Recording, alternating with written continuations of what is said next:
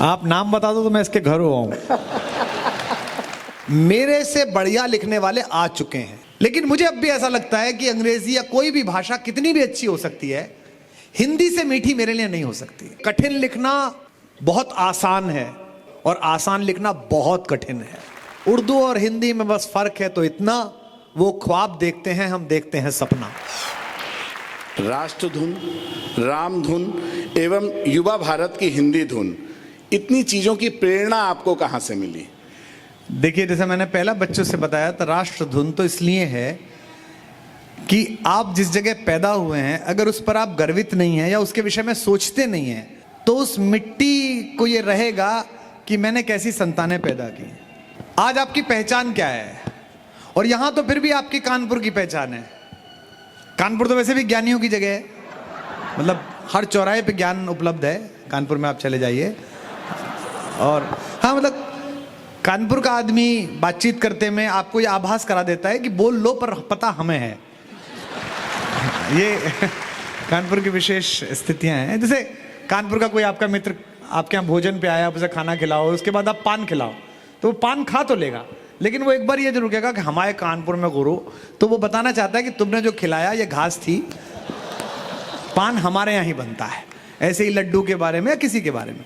तो जैसे आप कानपुरिया होने पर गर्वित हैं, मंडी खुली बजाजा बंद, झाड़े रहो कलेक्टरगंज, जैसे आप कानपुर के होने पर आपको अच्छा लगता है ना, अच्छा लगता है हम कानपुर के हैं, कानपुरिया हैं। और आप ही को नहीं, दिल्ली में भी मैं देखता हूं मीडिया हाउसेस में भी जो कानपुरिया हैं, एकदम अलग पता चलता है कि ये कानपुर के लोग हैं। जिस भी मीडिया हाउस के एंटरटेनमेंट सेक्टर की, जहां चाय वाय पीते हैं, जहां ऊपर कैफेटेरिया होता है, उसकी दीवारों पर अमूर्त चित्रकारी बनी हुई हो पीक से, तो पता चल जाता है कि कानपुर का डोमिनेंस ज्यादा है, यहाँ कानपुर के लोग शाम को ज्यादा आते हैं। तो जैसे आप गर्वित हैं कानपुर होने पे, ऐसे जब आप यहाँ से बाहर जाएंगे तो आपका होना ना होना भारतीय होने पर निर्भर होगा। और देखिए, जब आप काम करते हैं तो आप अकेले काम नहीं करते, आपके साथ आपका परिवार काम करता है। आपकी क्या पहचान है? आपकी गली में किन की बेटी है, किन का बेटा है, यही तो पहचान है। यानी कि आपके माँ बाप की वजह से है। गली के बाहर निकलते हैं तो क्या पहचान है? उस गली की, उस मोहल्ले की बच्ची है, उस मोहल्ले का लड़का है। मोहल्ले से आगे निकलते हैं, क्या पहचान है? ये कानपुर के लड़के हैं, कानपुर की लड़कियां हैं। जब आप इलाहाबाद यूनिवर्सिटी जाएंगे, बीएचयू जाएंगे, आईआईटी जाएंगे, यहां से जाने के बाद क्या पहचान होगी? भारत की पहचान है। स्विट्जरलैंड की जो ट्रेन है, उसमें पड़ोस में बैठा हुआ आदमी आपको कुर्ते पजामे में आपसे पूछता है कि from which country you are. हम कहते हैं आई एम फ्रॉम इंडिया, वो मुस्कुरा कहता है Indians very good engineers, very good doctors, very good chartered accountants. ये पहचान मैंने नहीं बनाई, मेरे घर में कोई इंजीनियर बड़े भाई के अलावा नहीं है, वो भारत में है, कोई डॉक्टर नहीं है। ये उन लाखों करोड़ों लड़के लड़कियों ने बनाई जो दुनिया में गए और उन्होंने अद्भुत काम किया और ये प्रशंसा हासिल की इस देश के लिए। तो पहली तो हो गई राष्ट्रधुन, यानी कि आपका होना अगर आपके समाज को, आपके धर्म को, आपकी जाति को, आपके मोहल्ले को, आपके स्थान को और आखिर में आपके देश को गौरवान्वित नहीं करता, तो आपके होने में थोड़ी कमी थी, आप थोड़े कम हुए। मतलब प्रकृति ने आपको कच्चा ही उतार दिया, अगले जन्म में कभी प्रतीक्षा करनी पड़ेगी। पहली तो ये हो गई। और तीसरी है हिंदी की धुन। वो हिंदी इसलिए क्योंकि अंग्रेजी अच्छी भाषा है, मुझे बहुत प्रिय है, लेकिन मुझे अब भी ऐसा लगता है कि अंग्रेजी या कोई भी भाषा कितनी भी अच्छी हो सकती है, हिंदी से मीठी मेरे लिए नहीं हो सकती। वो बड़ी मनहर है। इसे यूं समझिए कि वहीदा रहमान कितनी भी खूबसूरत हो, मेरी मां से सुंदर नहीं हो सकती। मेरी मां सबसे सुंदर औरत है मेरे लिए। दूसरा प्रश्न, आपके लिखने के विषय बड़े भिन्न होते हैं। आप इनका चुनाव अपनी इच्छा के अनुसार करते हैं या समाज की आवश्यकता के अनुसार करते हैं? दोनों स्थितियां हैं। समाज के अनुसार भी कई बार हो जाता है। जैसे कश्मीर, जब धारा 370 हटी और देश में एक माहौल विश्वास अविश्वास का सम्मिलित फैला, तो मुझे लगा कि लोगों को समझाना चाहिए कि कश्मीर और हमारा रिलेशन क्या है। तो मैं ये सोच ही रहा था कि कश्मीर महर्षि कश्यप की राजधानी है, ऋषि अगस्त की तपोभूमि है। अगस्त ने अपनी, सुनते हैं कि अपने मुक्के से पर्वतों को तोड़कर रास्ते बनाए थे कश्मीर में, ऐसा वहां कहानी है। शंकराचार्य का मंदिर है, सूफियों की लौ लगती है, ललदद और राबिया दो बड़ी कवित्री पैदा हुई हैं। बहुत सारी चीजें दिमाग में चल रही थी, तो मुझे लगा जब इतनी सारी चीजें दिमाग में चल रही हैं तो इनको गीत में ढाल दिया जाए। तो मैंने कश्मीर पे गीत लिखा और वो मैंने गाया, वो पॉपुलर हो गया। उससे कश्मीरियों के मन में, बहुत सारे कश्मीरियों के मेरे पास मेल आए, फ़ोन आए, कुछ लोग मिले भी दिल्ली में, जिन्होंने मुझे बताया कि उसे सुन के अच्छा लगा, हमें लगा आप हमारे बारे में सोचते हो। बहुत सारे विषय तो ऐसे हैं जो अपने निजी हैं। अब वो निजी विषय धीमे धीमे समाप्त होते जा रहे हैं, मतलब समाप्त नहीं हो रहे, कम हो रहे हैं। एक उम्र तक वो बहुत ज्यादा थे। अगले प्रश्न पर आते हैं। बच्चा लिखता है, मैं अभी हाई स्कूल में हूँ, मैं हिंदी को राष्ट्र शक्ति के रूप में देखता हूँ, साहित्य में जाना चाहता हूँ, परंतु माता पिता की मानसिकता को कैसे बदलूं जो अंग्रेजी और गणित को ही महत्व देते हैं।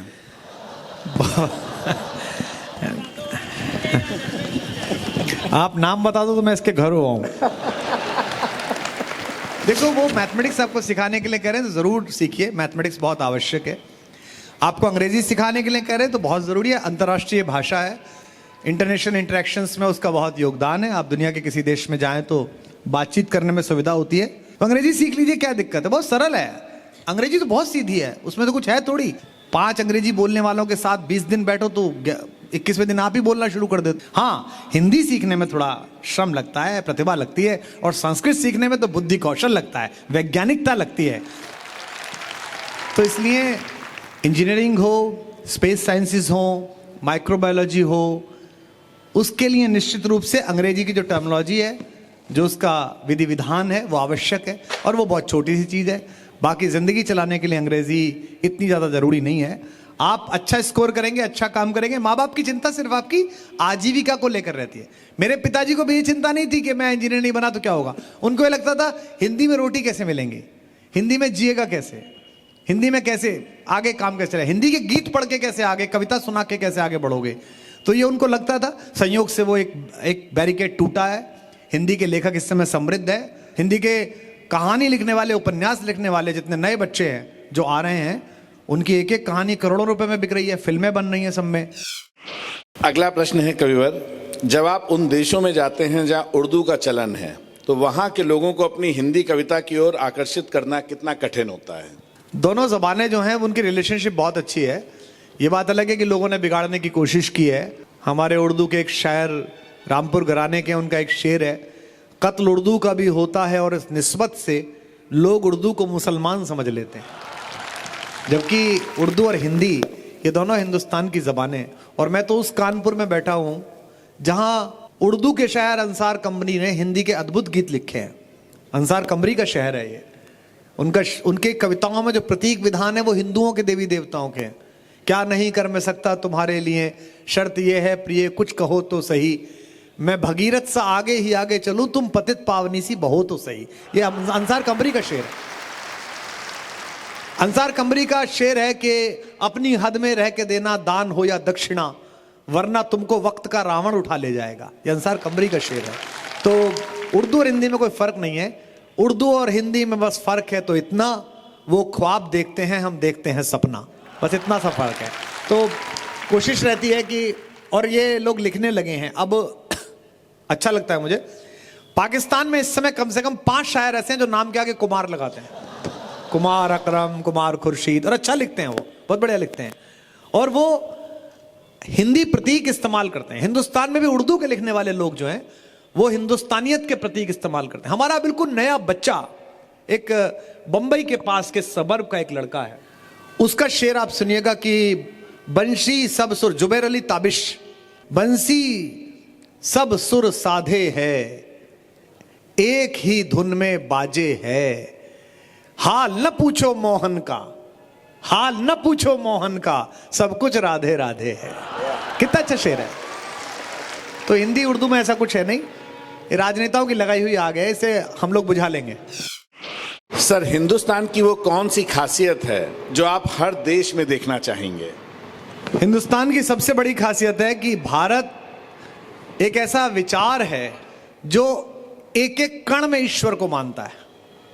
और हमारे धर्म के प्रचारकों को मैं बड़े आदर के साथ कहता हूं, ईश्वर इन्हें थोड़ी वैज्ञानिकता दे। हम हजारों साल से कह रहे हैं कि कण कण में ईश्वर है।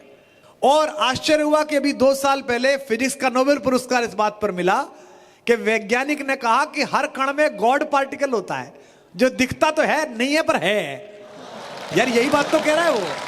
जिसको तुमने नोबेल पुरस्कार दे दिया वो क्या कह रहा है? वो गॉड पार्टिकल थ्योरी क्या है? मैं उसको पढ़ रहा था रिसर्च पेपर के एब्स्ट्रैक्ट को। वो कह रहा है कि साहब ये एटम है, आप भी पढ़ते होगे ना एटम, ये न्यूक्लियस है, ये न्यूट्रॉन प्रोटॉन इलेक्ट्रॉन है, एक चीज और है। बोले वो क्या है? बोले वो गॉड पार्टिकल है। वो क्या है? बोले दिखती नहीं है पर है।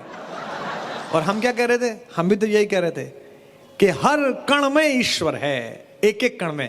ईशावास्यमिदं सर्वम यत् किंचित जगत्याम जगत, हम ये कह रहे थे। बट हमारी समस्या ये है, विदेश ने कह दिया गॉड पार्टिकल है तो हम मान गए, खुश हो गए। गांव की चौपाल पे बैठने वाले पंडित जी ने जब ये बात कही थी हमने कहा ये पंडित है, इसे क्या पता, तो वैसे ही ज्ञान बांच रहा है। तो इसलिए जो कुछ भी स्वीकृत है दुनिया में, जो कुछ उसको स्वीकार करना सबसे बड़ी इको सेंसिटिविटी जिसके पीछे दुनिया आज भाग रही है, वो भारत में सबसे पहले। बिच्छू आपके यहां पूज्य है, कुत्ता आपके यहां पूज्य है, गधा वो भी पूज्य है। शीतला माता के दिन उसका भी पूजा करते हो आप। कोई चीज ऐसी नहीं है जो पूज्य ना हो आपके लिए। सबसे गंदी चीज छिपकली, गांव में वो आपके ऊपर गिर जाए, लड़कियों के ऊपर गिर जाती है हाथ पे, तो माँ क्या कहती है? इसे कंगन मिलेगा ससुराल में।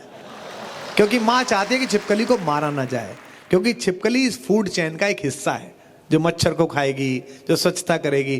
तो इको एक्सेप्टेबिलिटी जो है हमारी, पूरी दुनिया को स्वीकार करना, कोई पराया नहीं है। अयम निज परो वेति गणना लघुचेत साम उदार चरिता नाम तू वसुधैव कुटुंबकम। पूरी दुनिया हमारा घर है, ये सबसे बड़ी बात है हिंदुस्तान में।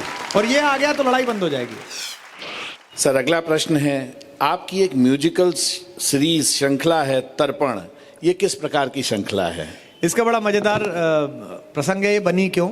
इसका किस्सा ये है सर कि मेरी माँ एक दिन मेरी जन्मपत्री दिखाने गई किसी पंडित जी को। ये उन दिनों की बात है जब पॉलिटिकली थोड़ा टर्मोइल चल रहा था, हंगामा चल रहा था।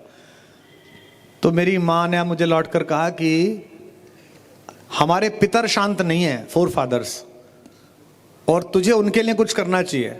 पंडित जी बता रहे थे कि जो पहले लोग गुजरे हैं ना, वो नाराज हैं, उनका कुछ नहीं हुआ। तो मैंने सोचा यार मेरे बाबा बहुत खुश थे मुझसे, मेरे पिताजी भी बहुत खुश हैं, ये नाराज कौन सा बूढ़ा हो गया। तो फिर मैंने सोचा अच्छा ये जो कवि हैं जिनके नाम पर मैं खा रहा हूं, जिनके नाम पे मैं रोज रात जाके तालियां ले रहा हूं, पैसे ले रहा हूं, सम्मान ले रहा हूं, ये शायद नाराज होंगे। तो मैंने अपने स्टाफ को बुलाया और कहा कि भाई देश के सारे पुराने कवि, पंत, प्रसाद, निराला, महादेवी, भारत भूषण, दिनकर, दुष्यंत, भवानी प्रसाद मिश्र, विद्यापति, इन सब की एक एक, दो दो, 10-10, कई की 10, बच्चन साहब की, अरविंद शाह बच्चन जी की 10 कविता थी, धर्मवीर भारती जी की कविता है, इनको इकट्ठा करते हैं, इनको मैं गाता हूँ, इनका म्यूजिक तैयार करो, इनका वीडियो तैयार करो और इन्हें छोड़ दो ताकि दुनिया गा सके। भाई कवि को क्या चाहिए मरने के बाद कि उसे लोग सुने। तो सचमुच मैंने चमत्कार देखा। उस दिन के बाद से पितर प्रसन्न हो गए और काम सही चल रहा है, अब ठीक चल रहा है। सर जब आपको किसी कविता को लिखने में कोई समस्या आती है तब आप उसका समाधान कैसे करते हैं? कभी नहीं करना चाहिए, कविता लिखने की कोशिश कभी नहीं करनी चाहिए। अंग्रेजी में कवि है वर्ड्सवर्थ, उनकी एक कविता है डैफोडिल्स, आप जरूर पढ़िएगा, आपके कोर्स में है। वाह व्हेन आई ले वेकेंट ऑन माय काउच, है ना, पढ़िए ना आपने। तो वो कवि जब अनुभव कर रहा होता है उस चीज को, वो तब कभी ना लिखे, कभी ट्रैंक्विलिटी में वो माहौल बने। मेरी लगभग ऐसी कुछ नहीं तो 400-500 कविताएं हैं जो मैंने नहीं लिखी हैं पूरी, जिनकी 2 लाइन है, 3 लाइन है, 4 लाइन है। वो जो लग के कविता बनाना है कि मुझे पूरी करनी है, वो बड़ा कचरा पैदा करता है, वो बहुत ही खराब काम है। मतलब वो अपार्टमेंट बनाने जैसा है, बिल्डिंग खड़ी कर दो अपार्टमेंट बना दो। और कविता लिखना ताजमहल बनाने जैसा है, आराम से बनती है, धीमे धीमे बनती है, वक्त लगता है। तो जबरदस्ती नहीं लिखनी चाहिए। हमारे रीतिकाल के कवि हुए घनानंद, वो भी शायद आपके कोर्स में होंगे, घनानंद, उनकी एक कविता है आपके कोर्स में होगी, लोग हैं लाग कवित्व बनावत, लोग हैं जो लग के कविता बनाते हैं, मोहे तो मोरे कवित्व बनावत, मेरी कविताएं मुझे बनाती हैं। अंतिम प्रश्न है जी, आपको अपनी रचनाओं में कौन सी सर्वप्रिय है और क्यों? अभी लिखी नहीं गई है वो, अभी अब तक की लिखी हुई रचनाओं में सर जिस कविता की आप कह रहे थे वो मुझे बहुत अच्छी लगती है नंबर उनको अच्छी लगती है। एक कविता मैंने लिखी थी एक छोटी बच्ची के ऊपर, एक तलाकशुदा परिवार की एक छोटी बच्ची। मैं जब पढ़ाता था गवर्नमेंट कॉलेज में तो 4 साल की एक बच्ची आ जाती थी हमारे घर पे खेलने, उस पर मैंने कविता लिखी थी मध्यंतिका। जो कोई दीवाना कहता है मैं है, वो बहुत अच्छी लगती है और अभी लिखी नहीं गई है। मतलब ये देखिए, दो बातें मुझे जो साहित्यकार बैठे हैं उनसे साझा करनी है।